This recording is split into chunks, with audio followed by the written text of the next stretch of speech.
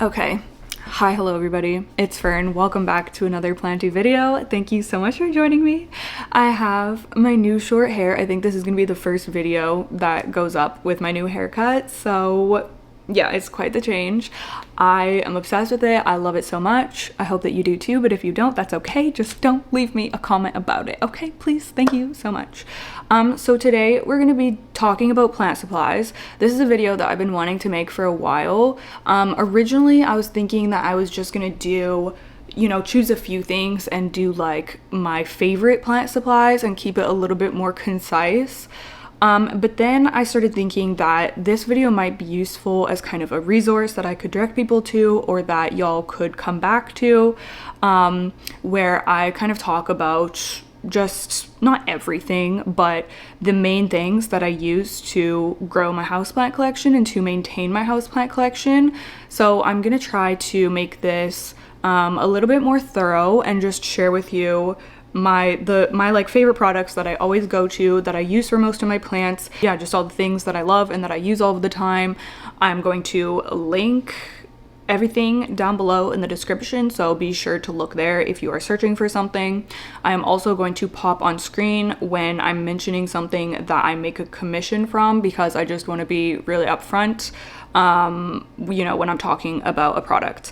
These are all things that I love, that I've been using for years. I'm sure that y'all are going to be familiar with all of these things. I would never recommend something that I don't love and use myself.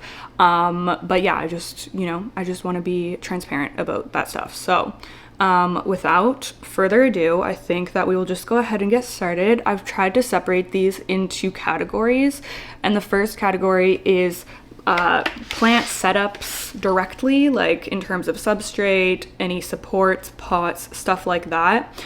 Okay, so the first thing on my list is the pots that I use. Most of my plants go into clear pots, which look like this. And the reason that I love using clear pots is not only to see how root bound the plant is, but also to see the health of the roots. Is there any rot issues going on?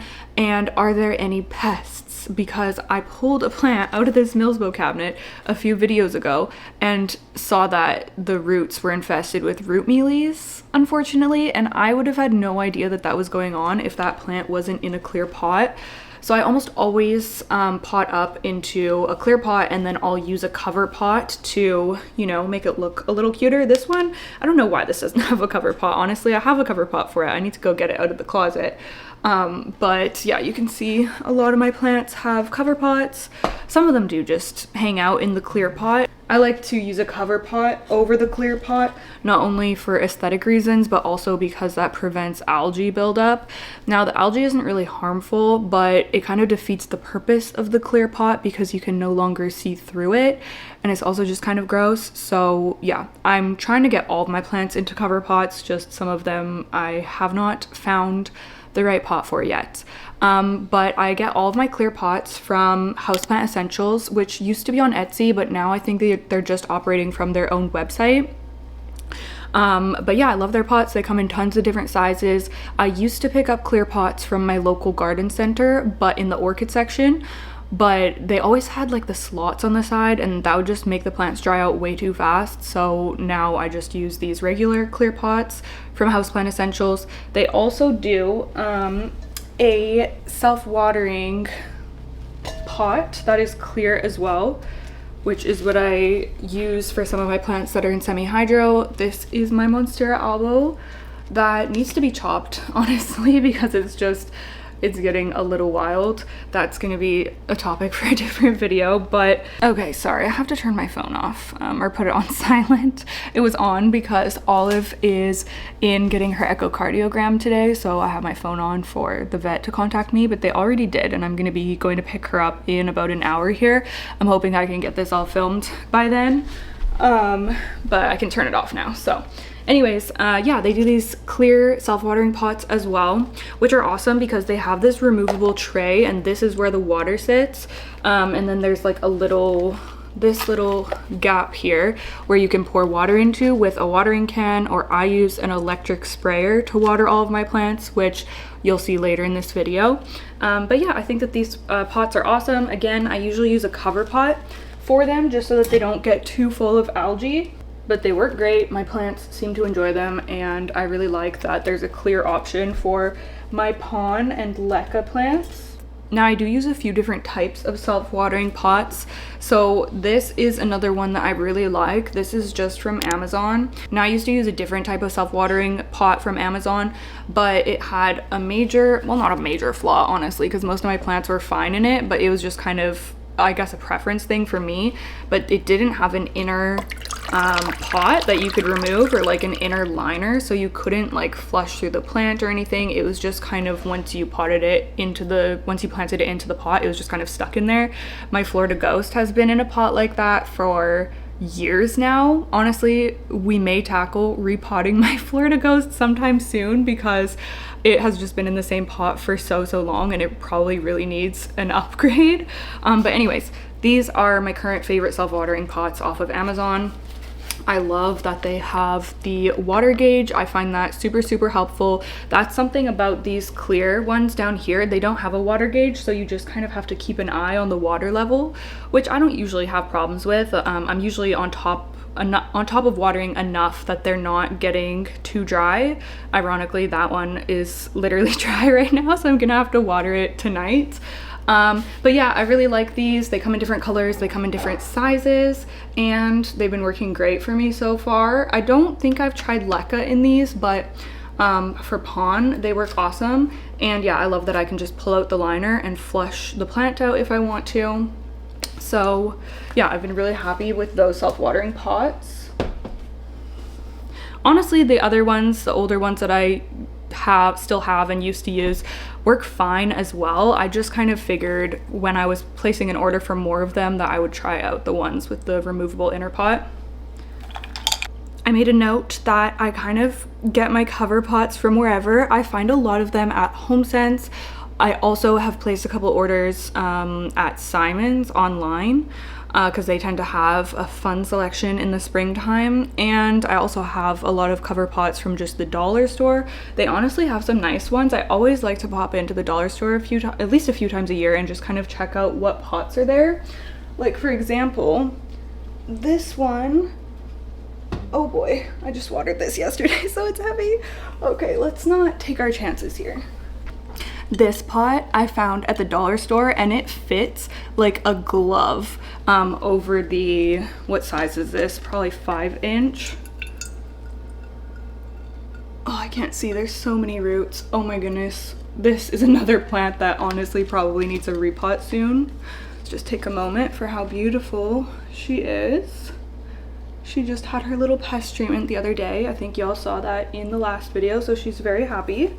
I don't think she had pests, but just to stay on top of things and keep her nice and healthy. Anyways, yeah, I just kind of keep my eye out at different places, even Home Depot, Michael's, local makers, or I mean, there's tons of different, I actually have a whole video on pots, so I'll link that. Any relevant videos I will link down below for you as well. Because I do have a video where I talk about my pots in my plant collection. Like solarium is one of my favorite pot, what are they called? I'm just gonna call them makers. I don't know, potters, ceramicists, I don't know. Also currently obsessed with my new pink pots. I'm gonna need to make an updated pot video at some point. But anyways, yes, love finding different cover pots at different places. Okay, so now let's talk about plant supports. One of the things that I use the most frequently are these clear U trellises. I really love using clear acrylic trellises because they're clear, so they look really sleek. I can also use them in semi-hydro because they're not gonna rot away. They're literally just acrylic. I also get these from Houseplant Essentials. They come in a lot of different sizes. I've even experimented with clipping them together, like clipping a second one on top to extend the height, and that's been holding up well for the ones that I've tried that out with. I think that they also do just like straight ones as well, which I am using to support some of my anthurium leaves, but mostly I use these U ones, really like them. Sometimes I even use two and make like an X with them to create a kind of little cage for my Hoyas. But for other plants like my begonia here and also Monster Albo, I just have a U trellis in as well. You can use them for lots of different plants. I think people often just think of Hoya when they see trellises like that, but I use them for all different types. Like any plant that needs support, you can use a trellis like this. I am on the hunt for larger trellises. I have been checking the dollar store like a crazy person this spring because I really want a, like, I don't know, 3 or 4 foot bamboo yew trellis, but for some reason where I am it seems difficult to find, but I will continue to search for them. But in the meantime, honestly, like stacking the trellises has been working fine for me. But yeah, the clear ones are from Houseplant Essentials. Don't remember if I said that. And I also have a couple of other types of trellises that y'all will see in my plants sometimes. These ones are just from Amazon. This is a basic just metal trellis, or not trellis, stake with a little kind of like curly part on the end, which actually works really well for holding up plants that have long and kind of heavy leaves. So my larger anthurium, like my Lux hybrid, I will use this. It actually has one in it. It has 2 in it right now, actually. I will use this type of support. Same with alocasia, my taller alocasia, like when I had my Jacqueline, rest in peace. I really want another Jacqueline. And yeah, just anything that's kind of taller that needs some stem support, this works great. This is another option.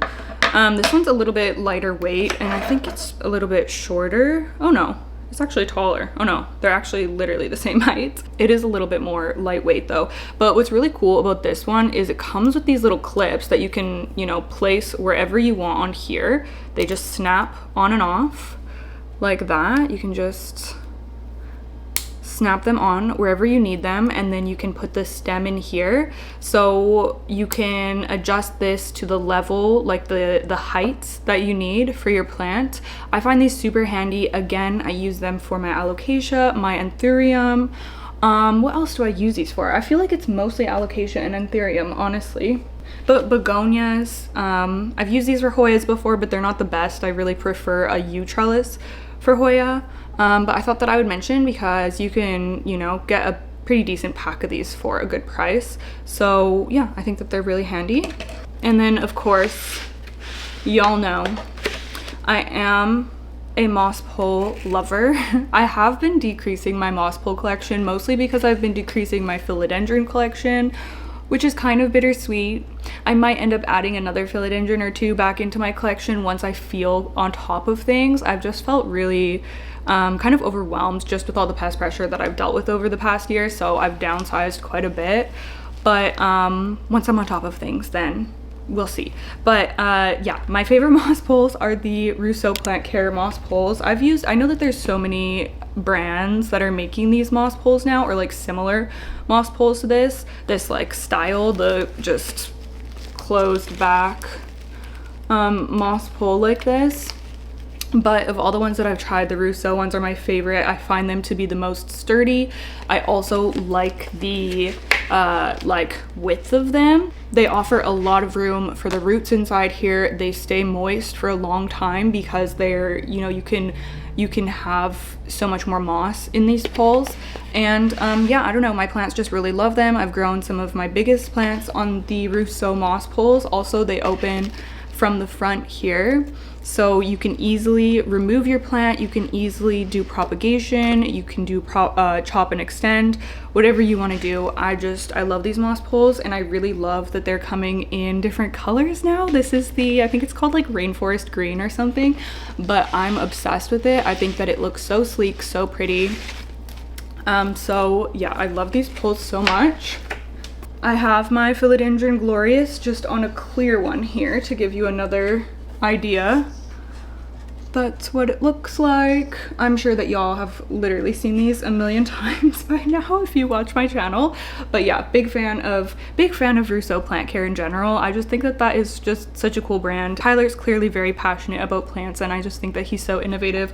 And yeah, I love his products. This is also from Rousseau Plant Care, these wooden supports, which really help to stabilize my larger moss poles. And this is also how I hang my moss poles on the wall, because they have a little hangy bit right here.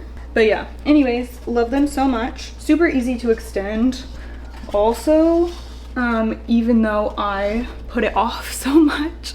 It's moss pole stuff is honestly one of my least favorite plant chores. I'm gonna be real with you, but they do, like, it's worth the effort that you need to put in for the results that you get with leaf size and everything. So most of my poles actually just have a plastic cup sitting in the top that I've poked tiny holes, like 1 to 3 tiny holes in the bottom. You don't want them to be too big or it's just going to pour out too quickly. But if you poke tiny holes in the bottom of a plastic cup and then you fill up the cup, it will just gradually water your moss pole, and you do that every few days and you're good. But if you want something a little bit more sleek, if you have the budget for something a little bit extra, these drippers, they're also from Russo Plant Care. They are fantastic. They actually have a wick. Let me see. They have a wick inside that you kind of thread through it. That gradually brings water down into the moss and keeps the pole moist. These have been a total game changer for me. They make keeping moss poles watered so easy. And yeah, it's amazing for my plants that are out of reach, especially this one in particular. This is my Epipremnum albo, which is looking, you know, I'm expecting a glow up soon, okay? Because this plant is finally growing, and I love Epipremnum pinnatum albo so much. Like whenever I see the mature plant of this, I need that in my collection, but mine is still kind of piddly, so don't mind her.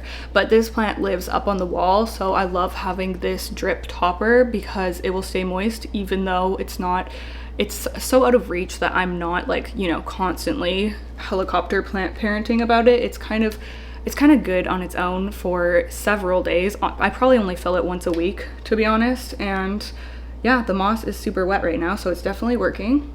It hasn't been warm here lately though, so I'll probably have to fill this more often once we get into the summer. But yeah, the budget version that I also use is just the plastic cup on top, and that works fine as well. And it's a good way to reuse plastic cups that you get plants in. I find that I get a lot of plants in plastic cups, whether it's, you know, like through trades or whatever it is, and I can just repurpose them for my poles. Okay, so now to talk about the substrates that I grow my plants in. There are a few different ones that I use that I'm gonna go over. My DIY mix, which is what I've been using a lot recently because I'm out of my Molly's Aeroid mix. My DIY mix is very basic. I just use the Pro Mix HP. I buy a big bag of that from the big box store, and then I add orchid bark. And that is, like, it's so simple and bare bones. The Pro Mix HP already has perlite in it. Sometimes I add more perlite, but it's honestly fine just with that soil and then adding the orchid bark just for a little bit more chunkiness, I guess. Very just basic. Could I probably improve that a lot? Yes, but I don't know. I'm kind of just enjoying keeping it simple right now, so that's what I've been doing. And I use that for most of my plants, like my aeroids, my Hoya. I guess those are the main ones. My begonia mix is a little bit different. I still use the Pro Mix HP, but instead of orchid bark, I add vermiculite. Now, the reason I've mostly been using that very simple DIY mix lately is because I've used up all my Molly's Aeroid mix. That's my favorite, like, pre-made. If you want something that is just good to go, you buy a bag and it's gonna be a beautiful mix to use for your plants. Highly recommend the Molly's. I am just in my DIY mix era right now because I haven't placed a new order. It's not cheap, so I kind of treat my plants to it when I can, but when it's not in the budget or when I don't feel like placing an order, I will just rely on my DIY mix, which works fine. It's definitely not as nice as the Molly's, but it works fine. But yeah, highly recommend the Molly's Aeroid mix. I also use their cactus and succulent mix, which is amazing. For my cactus and succulents, I really do like to buy them like a specific mix that's made for them, and the Molly's is what I've been using mostly. I also use their orchid mix. I have some of that left, so I'm actually going to be repotting my Phalaenopsis Bronze Maiden into that soon, which I'm really excited about. But yeah, all of their mixes are just amazing. I think that they're super high quality. My plants love them, and my Hoyas as well. That is an important note. For the aroid mix, the Hoyas also love it. So highly recommend using the mollies for Hoya. But yeah, you know, a lot of people cannot buy these fancy potting mixes, for especially when you have a large plant collection. So that's when the DIY mix is helpful. Now, as I've mentioned, I also grow some of my plants in pon, and I'm gradually moving more plants into it just because it's lower maintenance. And yeah, I don't know, I've just kind of been exploring that a little bit more. So I do make my own pon, which I have a whole video on that I will link down below, but it is just a mixture of lava rock, zeolite, and pumice. Yeah, I make my own pon just for cost reasons. If you are wanting to treat your plant to a nice pon, Crystal Star Nursery, they make a stunning one if you're in Canada. I've never tried Lechuza, which is kind of funny. Lechuza or Lechuza? Lechuza pon? I've never tried it. I did try to order it once in like 2020, and something happened with the order because it was all sold, like, I don't know, it had sold out or something, and they ended up having to refund me. And I just never ended up ordering again. It's so hard to get. I'm like, this is unreliable. I'm just gonna make my own because what the heck. So yeah, I make my own pon. I'll link the video if you want more information on that. Oh, I guess I didn't even mention, I don't even have on my list here, sphagnum. I do get questions sometimes on which sphagnum moss I use. Now, there are a couple that I really love that I typically go back to. First of all, 1 Mile sphagnum moss. You can buy it at Crystal Star Nursery. I don't know where else you can buy, like if you're in the US or something, I don't know where you can buy it, but I'm sure there's somewhere, or you know, there's different options.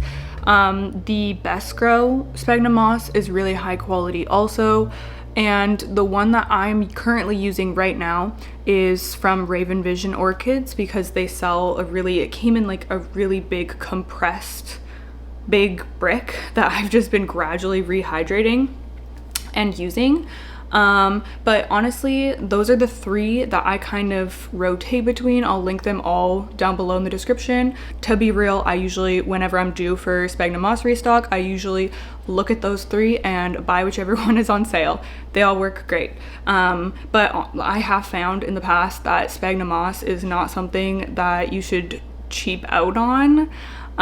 Because I bought a really cheap one off of Amazon once and it smelled so bad. Like my house stunk. I had to get it the heck out of there. I put together a moss pole and it was just so stinky. So yeah, but a good quality sphagnum moss, I love the smell of. Like it smells like fresh or piney or something. I don't know. It's a big difference though. Okay, so next on my list are my plant care maintenance kind of things, so I'm gonna go grab those and then we'll chat about them. Okay, so for watering, this is my electric sprayer. This is my actual baby.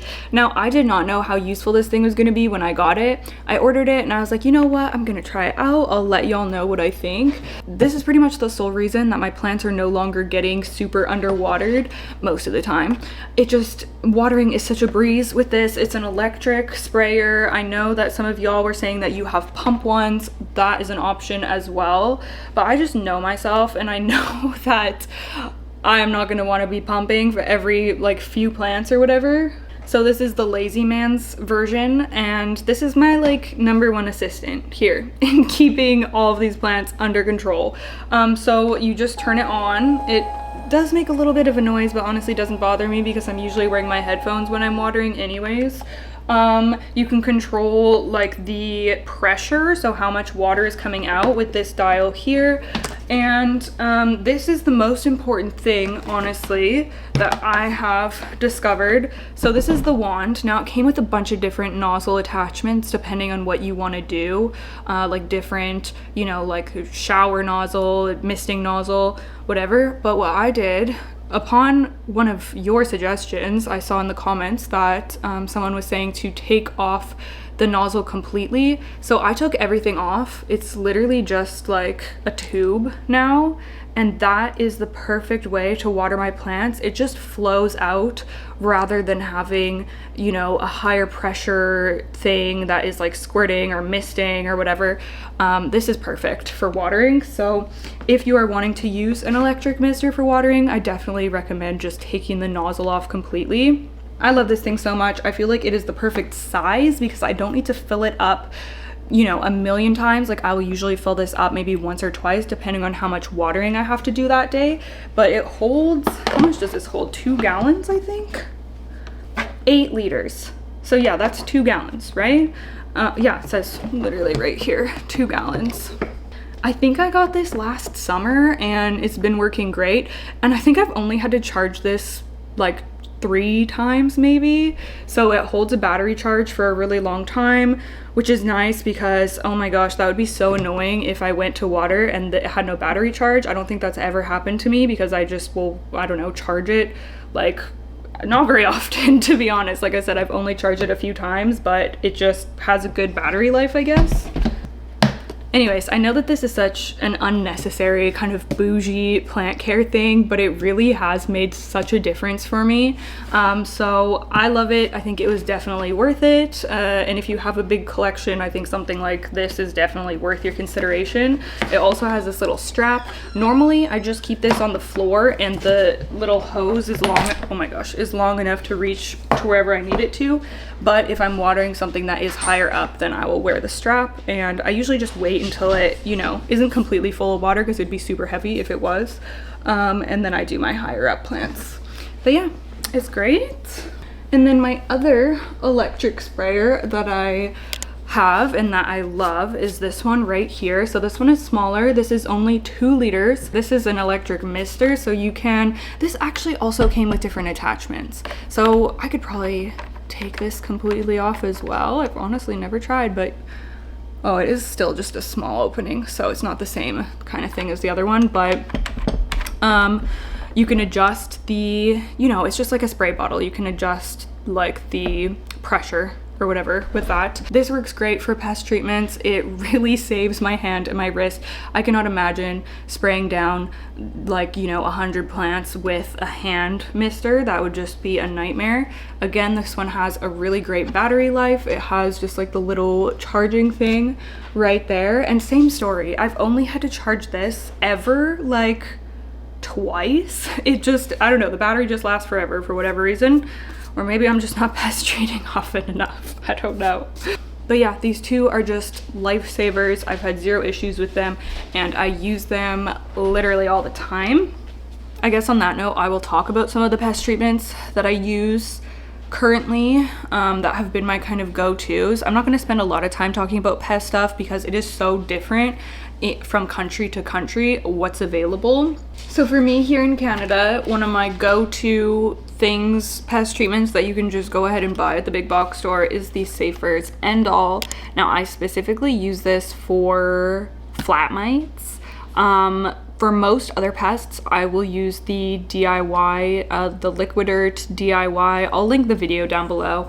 If you've been on my channel, you've probably seen me use it. It is isopropyl alcohol, hydrogen peroxide, tea tree castile soap, and peppermint castile soap and water.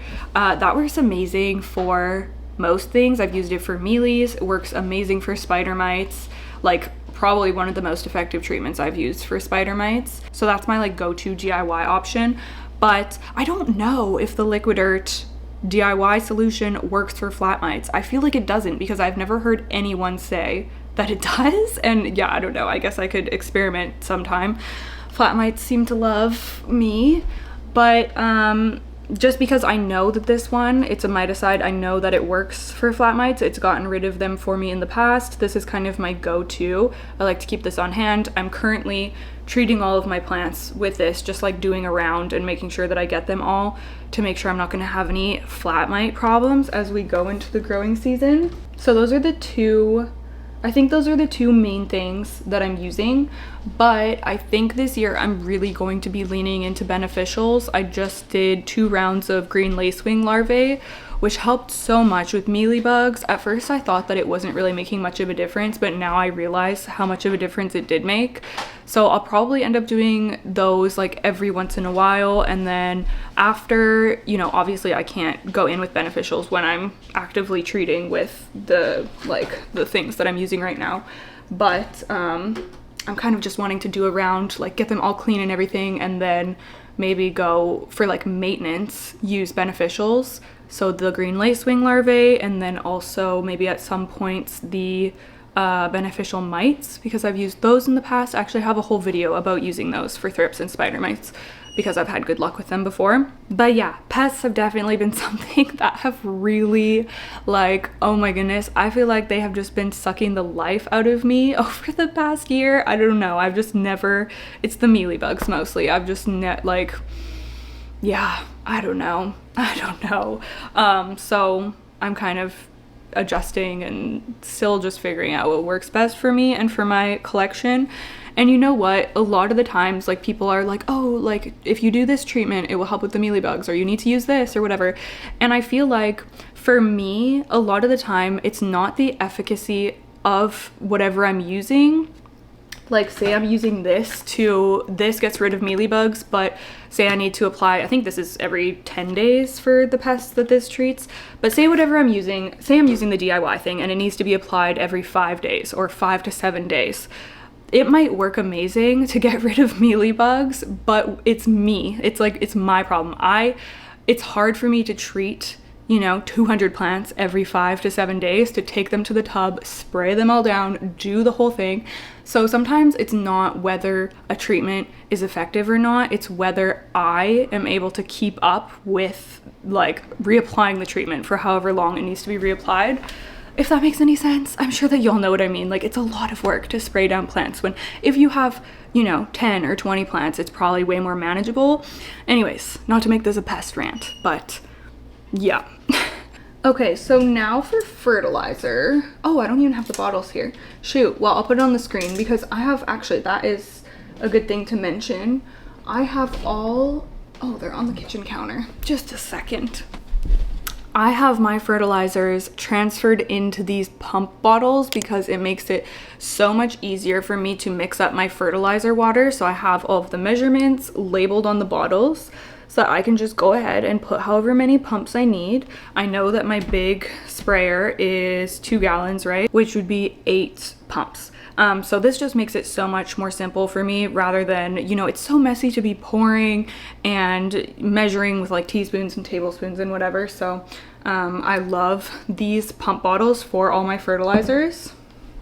That's honestly another thing that has made my life a lot easier when it comes to plant care. I'm someone who kind of always is bouncing between different fertilizers and trying different things out. Right now, I'm using the General Hydroponics Flora series as like my main fertilizer to make sure my plants are getting all of the nutrients that they need. So that's 3 different things. So they're all transferred into their own little bottles here. And then on top of the core 3, which is Flora Micro, Flora Grow, and Flora Bloom, I also use CalMag and Diamond Nectar. And I typically water with all of those 5 things twice a month, or every second week. I'm trying to the math in my brain right now. Every second week I'll water with those fertilizers, and wait, I mean roughly, I guess. Like a couple times a month they will get those. And then between those waterings, I will do either plain water or I will do kelpie water. So that is something that I've added into my plant routine over the past several months. Where is my kelpie? Here it is. I've heard such good things about kelp fertilizers or plant food. I'm pretty sure that Rousseau Plant Care also sells a kelp plant fertilizer. Words. And his plants are literally amazing, and he's talked about how great it is. So this is local to me kelpie, which is really cool. The kelp is actually harvested off of Vancouver Island where I live. So yeah, I've been using this. This is basically how my water schedule is going right now. I sometimes, you know, I change things up so often, but this is what I've been doing recently. I will water with my general hydroponics, one watering, next watering, plain water. After that, I'm doing kelpie water and then plain water, and then it starts over again with the general hydroponics. I like using the general hydroponics because I have an increasing number of plants that are in semi-hydroponics now, so I want to make sure that they're getting everything that they need, and you can also use it for soil plants. So yeah, that's kind of my fertilizing routine right now. But a couple of other things that I wanted to mention that I also love is this Miracle-Gro. This is a really budget-friendly option. This is just 2020.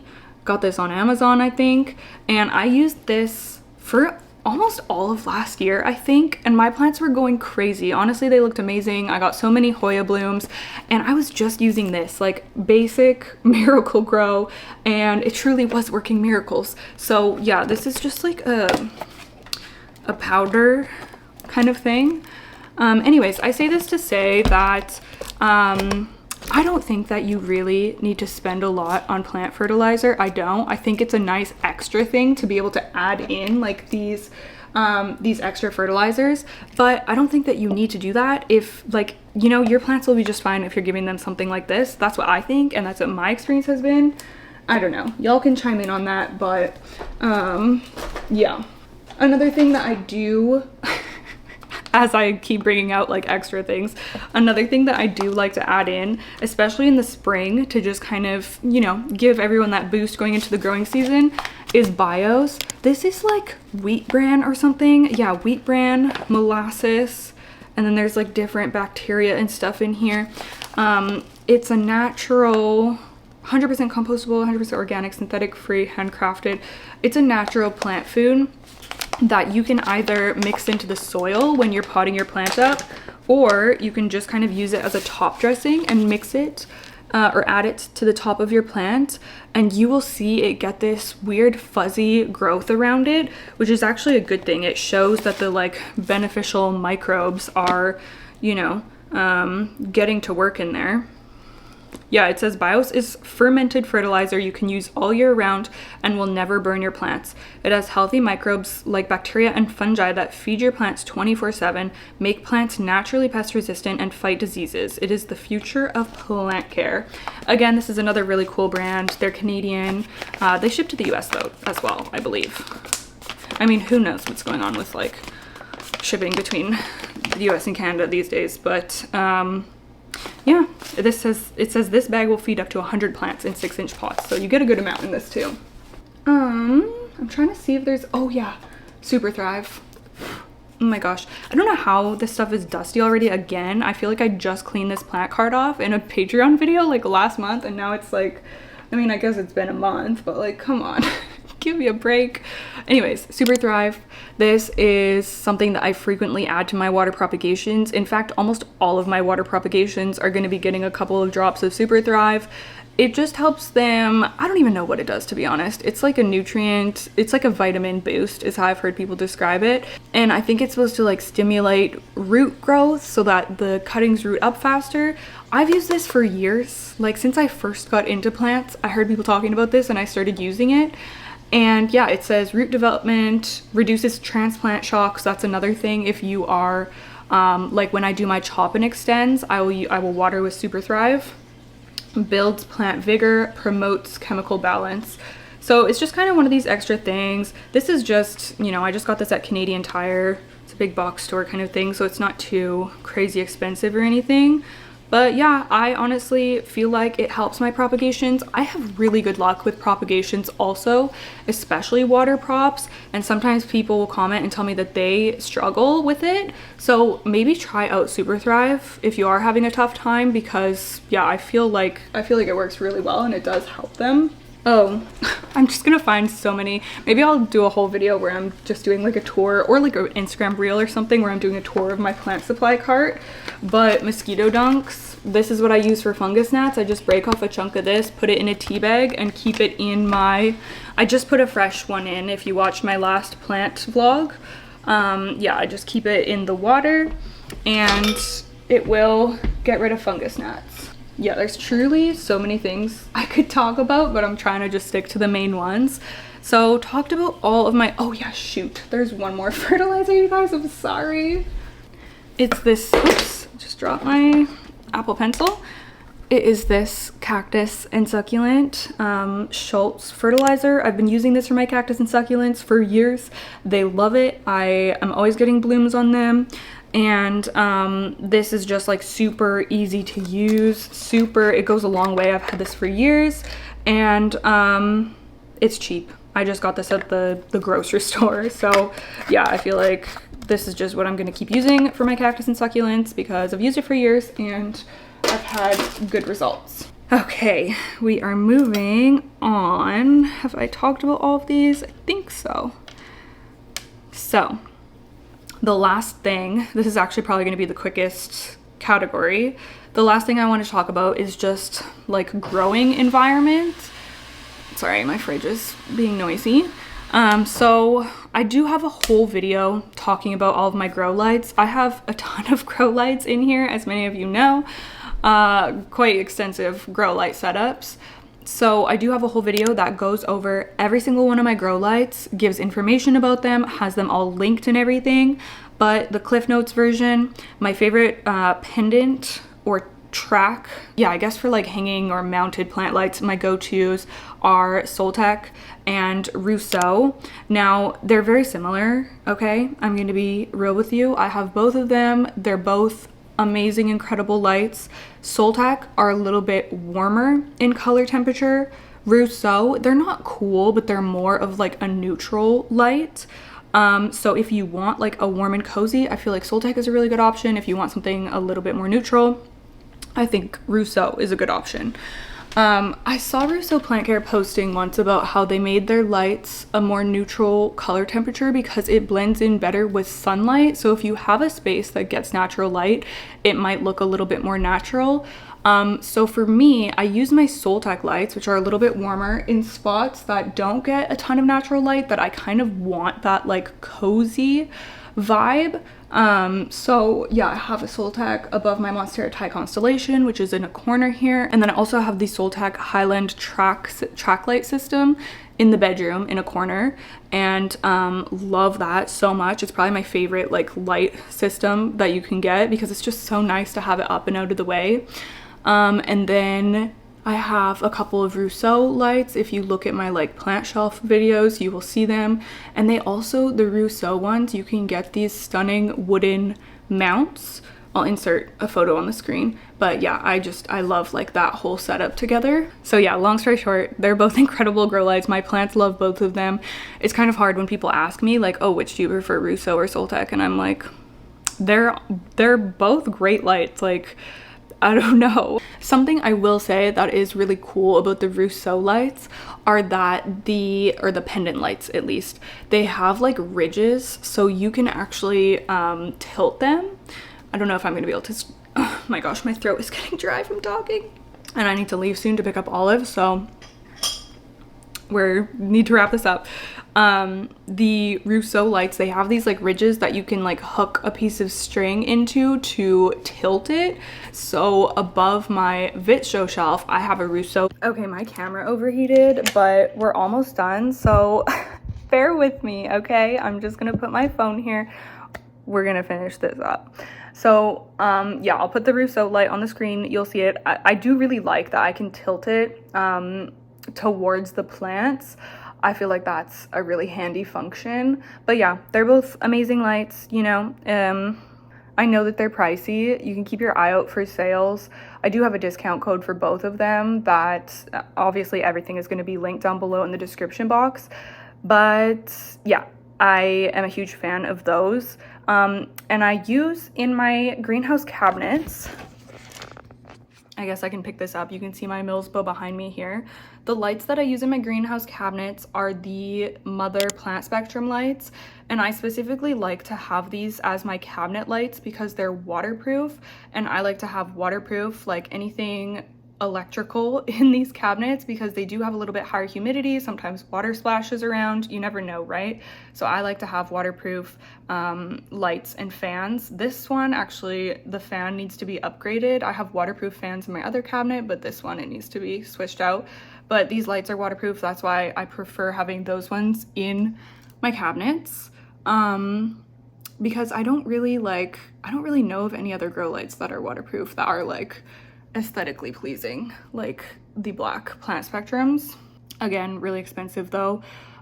For more budget options for grow lights that I love, Barina. I just did a video redoing one of my plant shelves with Barina lights. They have a black option now, which goes stunning. If you're like me and you have like black furniture or black shelves and cabinets and stuff, Barina lights work. Honestly, they are very affordable. You can set them up a lot of different ways. I think that they're just like really convenient and accessible. They're a solid option. My plants on the shelf seem to do well under them, and they also come in different color temperatures as well. I use the warm. And then what else? I have some random Sansi lights. Like I have this clip one right here, which is handy for just like a single plant kind of situation to give them a little boost. I also use the Sansi bulbs in my tree lamp. And yeah, I guess I'll leave that at that because I don't want to be talking about grow lights forever since I have a whole video about them. But I have used a ton of different grow lights. So yeah, check the video if you're looking for more information. Okay, I'm gonna see if the camera will stay with me for a few more minutes here. So yeah, that like the last thing that I have on my list just to mention are the cabinets, my IKEA greenhouse cabinets. I do get questions from people asking where they're from. They're from IKEA. They are the Millsbo cabinets. I have the Millsbo wide behind me, and then my taller cabinet is the Millsbo tall, and my big plant shelf is the Vitsjo shelves from IKEA. I also do have a wooden shelf from IKEA in the corner as well, if you're familiar with my setup. So, and the Calyx shelf is from IKEA too. There's way too much IKEA in this house. I know. I don't know what to tell you. That is it, I think. I think we have reached the end of the video. Sorry if the end got a little bit rushed, but I do have to leave in the next few minutes here. So yeah, I hope that this was helpful. If you have any questions at all, leave a comment. I will try my best to get back to you, and hopefully I didn't forget too much. I mean, I'm sure that there are some things that I forgot because there's just so much when it comes to plant care that you can use, or yeah, just different things for plant setups, and it's really fun. It's one of my favorite things about this hobby is just like trying out new things and, you know, finding different ways to grow plants and to display them. So yeah, it is fun to talk about this stuff. I really hope that you enjoyed. Thank you so much for watching, and I'll see you in the next one. Bye.